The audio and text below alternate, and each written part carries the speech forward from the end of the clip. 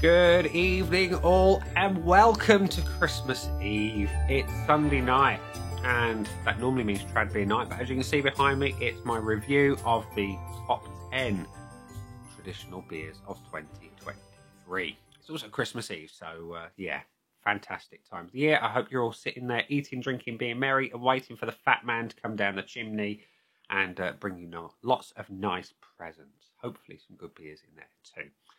So the point of this video is just to show you my top 10 new, to me anyway, traditional beers of 2023. Some of them you'll never see again. Some of them will be repeats. And yeah, some of them you may well be familiar with. Any that you see, let me know if you've tried them, if you like them. And anything in the list, let me know if you think it should not be there. And definitely let me know of any that you think should have been in my list. Anyway, we are going to kick off the top 10 2023 traditional beers of the year with Thornbridge Lord Marple's Classic Bitter. It's not a new beer, but it is to me, and it was lovely. I was raised on bitters, and this one is a great example of what a bitter should be. It's smooth, it's balanced, it had just the right amount of twig, just a subtle bitterness on the back end. It was lovely. If you haven't tried it, I definitely recommend you do. And it's one that I shall be looking for on cask at some point this coming year in 2024. So yeah, coming in at number 9, we have the Wharf Beers Yorkshire IPA. I forget where I got this. I think it was Morrison's. No, it was Asda. It was Asda in Bucknell. It was a lovely IPA. It was a properly well done traditional IPA. It had a lovely hot bitterness. It had the balance, it had the malt, it was superb. It was all the flavour at a sensible price. Now, sadly, I hear that the brewery itself is now just a namesake and it's brewed by someone else, but that doesn't take away from the fact that it is a really well-executed beer at a sensible price and available in most Asda supermarkets near you. And then coming in at number 8, we have Titanic Brewery's Cherry Porter Grand Reserve Amaretto Infused. This was the year that Titanic launched Cherry Porter on us. And when the original Cherry Porter came out, I thought to myself, I know exactly what I need to do with that. And I made my own version of this beer by throwing in a shot of Amaretto liqueur. And I happened to mention it on Twitter to Keith Bott and all the rest of the guys and girls of Titanic Brewery. Whether they already had the idea or not is not up for debate. I don't know. But they nevertheless put out the Grand Reserve Amaretto Infused. And it was lovely. It was similar to the regular Cherry Porter with just that little extra smoothness to it and a little bit of extra sweetness. If you really want a little extra of the Amaretto flavour to come through, then definitely make your own. Grab a bottle of the Cherry Porter and a single measure of regular Amaretto into the beer and you've basically made your own, but with just a little more of the Amaretto. It's a superb beer and one that should be sipped slowly at not quite room temperature, just a little bit cooler because it benefits from that flavour injection that the extra warmth gives. Cool it down too much and you kill the flavour. Anyway, coming in behind that, we have at number 7 the Hofbrau München, the Hofbrau original. Sorry, my German is awful and I could not remember the name and I can't read it backwards on the screen. Anyway, beautifully well executed lager. It just had all the flavour, that spicy, peppery, citrus type hop. It was glorious, and it was a beautiful beer for the summer, but I only had it last month. Or this month, it might have even been. No, it would have been last month, because I only go up to the beginning of December. So yeah, excellent beer, summery, refreshing, light, crisp, everything a lager should be. If you haven't tried it, definitely get yourself down to wherever I got this one from. I think it was Morrison's. I may be wrong. Anyway, coming in at number 6, we have the Aldi Coffee Stout. I was shocked how good this was. You open the bottle and it stunk of coffee. And it had the beautiful roasted malts. It had all the coffee flavour you can want. And it was a sensible price. I know from various people in various beer groups that this is very well received. And it's no surprise. It's a beautiful tasting, sensibly priced beer. Coming in at number 5, we have Nottingham Brewery's Dahlgren's Hellfire. For those of you who saw the video earlier in the year, I picked up a selection of beers from Warhammer World. This is one of them. They're all Warhammer themed. And this one was a lovely IPA. It was hoppy, it was bitter, it was long, it was slightly fruity. It was a great, great beer. Definitely not the most viewed beer of the Warhammer series of beers. That was down to the what's his face, Bugman's 6X, and I think there's something about the 6-letter X's in the name that triggered the YouTube algorithm and recommended it to lots of people who might be looking for that kind of content.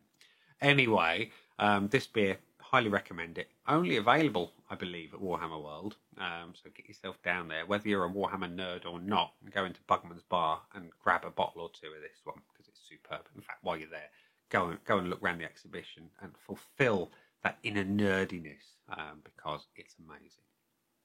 Anyway, coming in behind that at number 4, it's another coffee stout. It's the Master Stout from Badger, or Master Stout, should I say.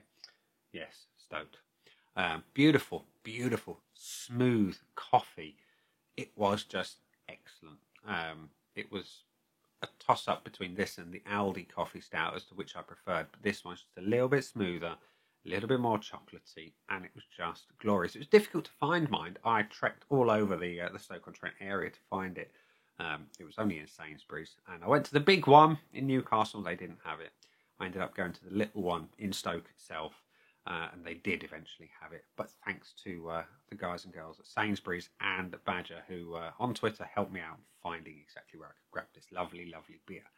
And then coming in behind that, we have the Sainsbury's and Badger collaboration. It was their Coronation Ale. This was obviously released for King Charles's coronation, and what a beer it was too. It's right up my alley. It's an ESB style beer, if I remember rightly, but it was super fruity, super twiggy, super malty. It was everything I look for in a beer of this style, and one that I wish I'd bought more of because it was absolutely glorious. If you like your Fuller's 1845 or your 1693 from Shepherd Neame, that kind of beer, you would have absolutely loved the Coronation Ale. Anyway, that was number 3. Coming in at number 2, this is a repeat brewery. It's Titanic and their original cherry porter. Everyone who's tried a Titanic beer will have tried the plum porter. And then they released cherry porter at the beginning of the year. And when I saw that, I thought, I have to have it. I love cherry flavoured things. You know, cherry drop sweets. I love the Bakewell tarts with the cherries on. Anything cherry is always up my alley. And to combine that sweet, beautiful cherry with a dark porter base, it's just a marriage made in heaven. It brings balance to the force. It's just glorious. And to coin a phrase off the guys on my T-shirt, or my Christmas jumper, is a Kushti Christmas. It's a Kushti beer. It's beautiful, absolutely glorious. And yeah, definitely recommend it. And it's sensible at 4.9% ABV as well. You could sit and drink plenty of them in a session and be very, very happy indeed. Which means there's only one beer that features higher on the list than cherry porter. Can you guess what it is yet? It's this one. It's the Cherry Porter Grand Reserve. Now, there is a difference between the Cherry Porter Grand Reserve and the Amaretto Infused. This one does not have the Amaretto. This one is darker. It's more intense. It's more bitter. It's just levels. It's levels. And it's such a fine margin. By taking out the Amaretto, you're bringing more of that roasted malt to the fore. You're bringing more of that darker, richer coffee flavour that comes out of the basic porter edge, and comes screaming into the middle of the fight and says, "I'm here." You still get the cherry in the background, but it's a supporting flavour here, leaving the darkness to do its thing. It's an absolutely exquisite beer, and there's no way this should be restricted to a seasonal thing in the winter, because it's that good. It should always be part of the range, and I'm going to make it my mission to head down to the brewery before New Year and get some more, because it's one that deserves to be drunk and enjoyed. I want to get some and age them and just see how they improve, because let's be honest, they always improve as time goes by. There is obviously a point where they start to decline again, but I can imagine this one getting better and better and better. So yeah, absolutely brilliant beer. That's my top 10 traditional ales of 2023. Is there anything on this list that you would say shouldn't be there? Is there anything that I should have included? Is there anything I should check out in 2024?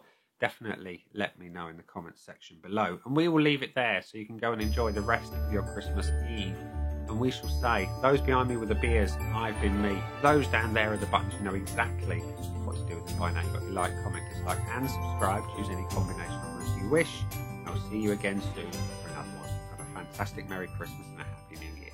Bye for now.